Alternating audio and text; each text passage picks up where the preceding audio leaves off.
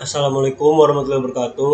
Perkenalkan, nama saya Dambas Sabila, saya dari Teknologi Rekayasa Otomasi Angkatan 2024 dengan 3 digit NIM terakhir 100 dari Universitas Diponegoro dari Praktikum D. Jadi di video kali ini aku ingin menjelaskan mengenai tentang keempat, tugas kelima, tugas kelima mengenai tentang apa itu ADC, lalu bagaimana cara pengimplementasinya, gimana caranya kita menggunakan sistem ADC ini dalam real time ataupun dalam secara real life. Itu aku ingin menjelaskan semua di sini. Jadi sebelum kita masuk ke pembahasannya, lebih baiknya kita mulai dengan pengenalan tentang apa itu yang dimaksud dengan ADC melalui presentasi slide yang akan saya jelaskan di video kali ini. Beserta juga ntar coding-codingannya beserta yang lainnya pun akan hasilkan, akan aku tampilkan. Oke, jadi sebelumnya kita harus mengetahui dulu tentang ADC. ADC itu sebenarnya apa gitu. ADC itu kesingkatan dari analog to digital converter. Dimana kalau ADC ini yang bisa diibaratkan tuh sebagai angka yang kontinu gitu ya. Dia tuh ini nggak terbatas. Variabelnya tuh kalau misalkan salah satu contohnya tuh bisa melalui kayak suhu nih, misalkan di LM35 itu kan dia sistemnya nggak konstan di situ terus ya. Dia bakal meneruskan data-data ini tetap ada, jadi tetap bisa menambah ataupun berkurang. Terus juga dari intensitas cahaya juga, tegangan juga, maupun dari posisinya. Lalu kalau misalkan di digital, biasanya angkanya berupanya 1010. Jadi kalau di sini tuh angkanya udah diskrit ataupun udah konkret absolut gitu. Jadi angkanya antara 0 ataupun 1. Ini bisa disebutkan dengan angka biner. Lalu nanti setelah angka-angkanya sudah didapatkan, jadi 10 ini adalah bahasa komputernya kan. Jadi itu setelah itu nanti bakal diproses dari CPU buat nanti diolah lagi ke output secara real time melalui akuator ataupun yang lain-lainnya. Di sini fungsi ADC ini memiliki yaitu komponen hardware yang bisa menerjemahkan besaran fisik lingkungan menjadi rentetan byte data yang absolut ataupun diskret yang dapat diukur, dianalisis dan dikendalikan secara presisi. Jadi itu fungsinya dengan adanya ADC. Nah ini kalau misalkan bisa dilihat dari grafiknya, jadi grafiknya itu ini sinyal yang berupa analog awalnya nanti diubah dan diproses menjadi angka digital. Oke. Lalu di sini kita harus mengetahui dulu tentang anatomi konversi ADC gitu. Nah, di sini tuh eh, anatomi konversi ini tuh merupakan tahapan yang dieksekusi ntar di dalam internal hardware ADC-nya. Jadi biasanya ini dilaksanakan ataupun dikerjakan secara instan tanpa membebani clock cycle CPU utama. Lalu di sini ada siklus pertama, ada tiga siklus di sini. Ada siklus pertama yaitu adalah siklus sampling, ataupun ini adalah pengambilan nilai tegangan analog sesaat pada interval waktu x-aksis yang sangat presisi. Lalu di kedua ini ada kuantisasi, pemetaan nilai yang secara kontinu sesaat ke level diskret terdekat di sumbu Y berdasarkan resolusi bit ADC-nya. Lalu terakhir ini ada encoding, ini tuh adalah penerjemahan level tegangan kuantisasi menjadi representasi kode biner murni untuk diproses memori. Lalu kita masuk lagi nih di bagian integritas sinyal dan batasan fisikanya. Jadi ini integritasnya itu pertama ada teorema Nyquist, di mana itu adalah mencegah fenomena aliasing pembacaan frekuensi palsu pada sinyal variabel cepat dengan memastikan frekuensi cuplik 2 kali lipat berfrekuensi tertinggi sinyal. Lalu di sini ada resolusi dan presisi. Ini misalkan contoh di sini ada satu LSB, least significant bit. Resolusi 12 bit menghasilkan 2 pangkat 12 atau 4096 level tegangan unit. Ini rumusnya adalah ada V sama dengan raw dikali mentah ataupun raw dikali 3300 dibagi 4095. Konversi absolut untuk Vref ini 3,3 volt atau idealnya ya. Lalu ada kualitas sinyal. Ini sinyal aktualnya misalkan di sini bisa berbanding jauh banget sama noise-nya. Ini harapannya. Signal to noise ratio-nya ideal untuk arsitektur 12 bit ADC adalah di sekitar 74 dB gitulah. bukan desibel sih, ya itulah. Quantization error intrinsic per step adalah 0,4 mV. Lalu kualitas industri menuntut deviasi NL ataupun integral non linearity itu di bawah kurang lebih LSB, yaitu least significant bitnya. Lalu di sini ada perbandingannya gitu. Perbandingannya dari ESP32 dan STM32 dalam memproses ADC gitu. Ini di bagian resolusi itu kalau di ESP32 itu tuh skala bitnya tuh sampai 9 sampai 12. Lalu ada terdapat 18 channel eksternal. Di STM32 ini 12 bitnya udah fix, jadi dia nggak ada rentang dari 9 sampai 12-nya dibanding sama yang ESP, dan ini ada terdapat 10 channel eksternal. Lalu kecepatan maksimalnya dalam SPS-nya itu ada 100.000 SPS, dan kalau di STM32 itu ada 1 juta SPS dengan tambahan 14 MHz ADC clock-nya. Lalu ada metodologi kalibrasinya. Kalau di ESP32 itu ada terdapat Diffuse Auto Calibration.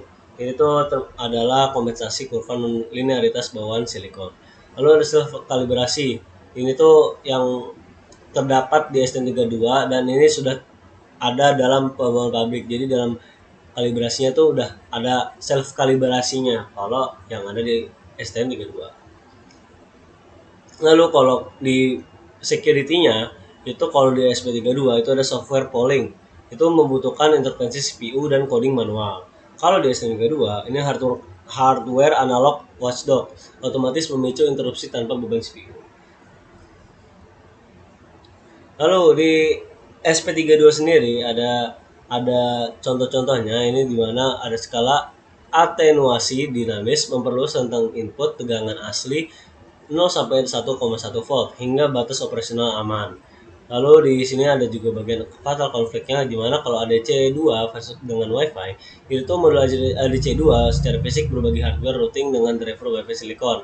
Melakukan pembacaan analog melalui pin ADC2 saat transmisi WiFi aktif akan menghasilkan data hancur, acak, atau sistem crash. Lalu di STM32 sendiri, ini kan tadi kan sudah SP32. Nah, kalau di STM32, ini peningkatan standarnya itu memakai software polling. CPU-nya ini terdapat pada kunci utamanya itu ada di dalam loop, dan ini tuh bakal secara konstan membangun untuk mengevaluasi apakah batas tegangan ADC telah dilanggar, menghabiskan clock cycle kritis, dan meningkatkan konsumsi energi secara tidak efisien. Lalu keunggulan STM32-nya apa? Hardware analog watchdog, di mana ini ada salah satu metode itu di Zero CPU overhead. Pengawasan berjalan 100% secara independen pada internal hardware ADC. Sistem memicu interrupt callback instan hanya sepersekian detik ketika nilai sesat keluar dari parameter batas atau bawah. Lalu di sini ada fitur ekstraksi silikonnya, itu ada temperatur sensor. Lalu di sini ada FRF pin, di mana ini membaca referensi tegangan yang 1,2 voltnya ini bersifat absolut buat kalibrasi fluktuasi VDD. Dan di sini juga ada continuous DME. Itu tuh bakal transfer aliran data ADC instan langsung ke RAM tanpa sekuen. Lalu dilanjut dengan arsitektur filter digital mengelola noise analog. Dimana di sini ada 3 ya, moving average filter, exponential moving average, dan juga mini filter. Di sini ada grafiknya bisa dilihat. Ini kalau misalkan ini sangat noise-nya masih banyak ya di kalau memakai moving average ini. Ini tuh tapi moving average ini fungsinya untuk menghitung rata-rata dari ini contoh sampel yang kita ambil terakhir dalam circular buffer memory. Lalu kalau di exponential moving average itu algoritma IIR infinite impulsive response yang mendistribusikan robot matematis lebih tinggi secara eksponensial pada sampel akuisisi terbaru. Lalu terakhir ada mini filter. Ini yang mengekstraksi nilai tengah absolut dari buffer nilai sampel. Lalu di fase 1 itu ada dasar single rate itu untuk eksekusi akuisisi nilai mentah tunggal. Lalu di validasi konversi ini tuh ada di port 2 ini ya, di port 2 korelasi kalkulasi linear manual melawan instrumen fisik. Lalu ada isolasi multi channel, uji integritas perangkat keras. CR1 dan CR2 divariasikan pada spektrum ekstrem yang berlawanan. Lalu dampak kalibrasi fuse. aplikasi skema ADC Calibrate Scheme Curve Fitting memanfaatkan profil fabrik silikon SP32. Lalu di fase 2 di sini ada stabilitas moving average, continuous DMA bypass, limitasi sampling rate actual, and real-time statistical analytics. Lalu di fase 3 ada transisi ke aplikasi nyatanya. Ini ada threshold alert ke aktivator, battery monitor UPS, eksploitasi internal temperature, control ambient LDR, di mana ini bisa secara gampang ya, ini bisa mengimplementasi jendela ambang batas dinamis, mengeksekusi interupsi hardware, menurunkan tegangan sel Lion yang awalnya dari 4,2 ke 2,1. Terus di sini bisa menjebak temperatur sensor mikroskopis bawaan silikon, dan juga terakhir kontrol ambient LDR. Lalu di sini ada topologinya, di mana ini contohnya di bagian input. Kalau misalkan kita mengambil suhu, sensor suhu, itu kalau di SP32 itu ada siklus ADC1 multi channel, phase calibration, yang moving average filter. Nah, setelah itu diubah nih serial datanya melalui pin trigger dan juga receiver. SP32 tuh akan hardware analog, postdoc, dan redundant threshold logic itu menghasilkan output seperti contohnya buzzer alarm. Terus juga ada misalkan ada alarm, juga di sini juga ada minimal, maksimal, atau average standard deviation-nya. Lalu di sini ada blueprint hardware and pin mapping terintegrasi. Ini ada SP32 terminal block. Ini contohnya ada monitoring hub dan juga alert controller. Itu dan wajib menyambungkan jalur common GND antara kedua papan microcontroller. Dilarang keras memberikan input melebihi 3,3 volt pada seluruh pin ADC. Logika operasi dinamis mode normal ataupun mode anomali. Nah, kalau mode normal itu polling rate-nya 1 siklus per detik. Kalau mode switching itu interupsi hardware seketika. Lalu pemrosesannya di sini filter moving average full sample. Kalau sampling rate-nya melonjak ke high speed continuous DMA sampai lebih 10.000 SPS untuk resolusi pelacakan transient. Lalu di sini ada eksekusi komunikasi dan protokol alert UART. Ini tahap pertama ada SP transmission dari trigger. Lalu ke tahap kedua ini ada STM32 yang sebagai receiver. Lalu tahap ketiga ada interrupt eksekusi aktuator. Sampai di terakhir sampai STM32 reception dan logic parsing. Lalu di akhir dengan mission control checklist. Di variable akhir ini memiliki spesifikasi distribusi file. Ini contohnya mengunggah YouTube unlisted, lalu resolusi dan durasi gitu. Dan jangan lupa untuk protokolnya wajib dan penaltinya gagal. Deviasi mengakibatkan pengurangan nilai signifikan.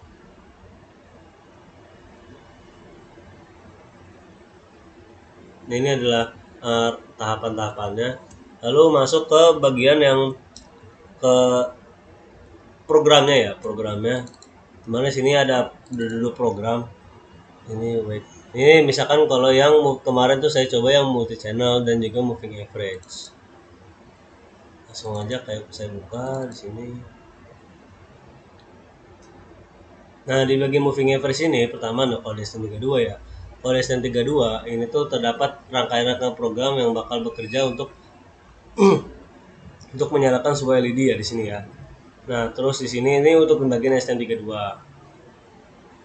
Lalu ada juga yang buat ESP32-nya.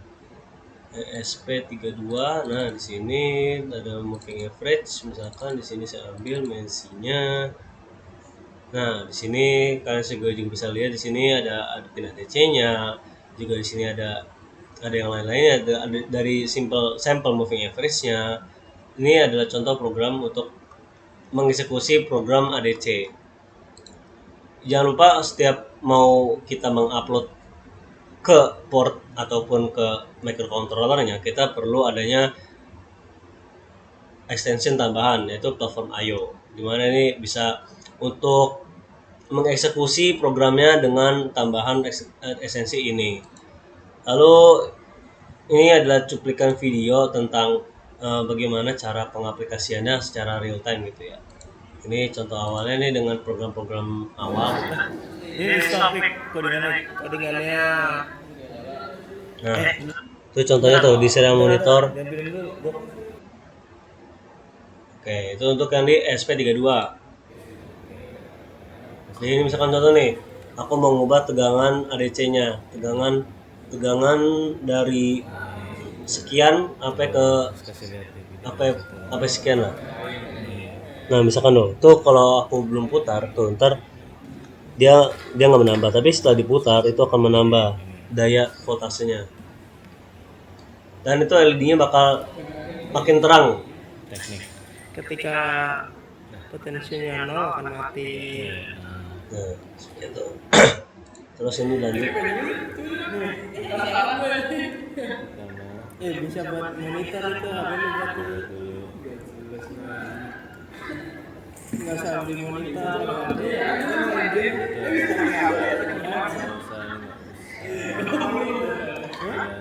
Dia pakai. Iya, sebentar mas. Terus di sini kita juga perlu buat download library DHT22. Itu di sini kita masih pakai SP32. Langsung saja kita simulasinya. Set. Ini bentuknya. Nah ini kalau misalkan pakai SP dengan ada outputnya dari DHT. aja. Ini bisa dilihat hasilnya dia kondisi awal. Terus kalau misalkan ada perubahan humidity-nya, ini kalau sensornya dibikin sungkep, itu kan dia itu mendeteksi kelembapan yang tinggi. Nah terus kalau misalkan buat perubahan suhu, Nah ini kalau misalkan suhunya baru ditiup gitu lah. Jadi ntar humidity-nya bakal menambah dan juga temperatur akan menambah. dari temperatur dan juga Ini dari yang sinyal analog berubah jadi sinyal digital. Dan dikonversikan ke suhu melalui rumus-rumus yang udah ditetapkan. Jadi cukup sekian untuk penjelasan mengenai tentang konsep dari ADC sendiri. Kurang lebihnya mohon maaf jika ada kekurangan dalam penyampaian saya. Wassalamualaikum warahmatullahi wabarakatuh.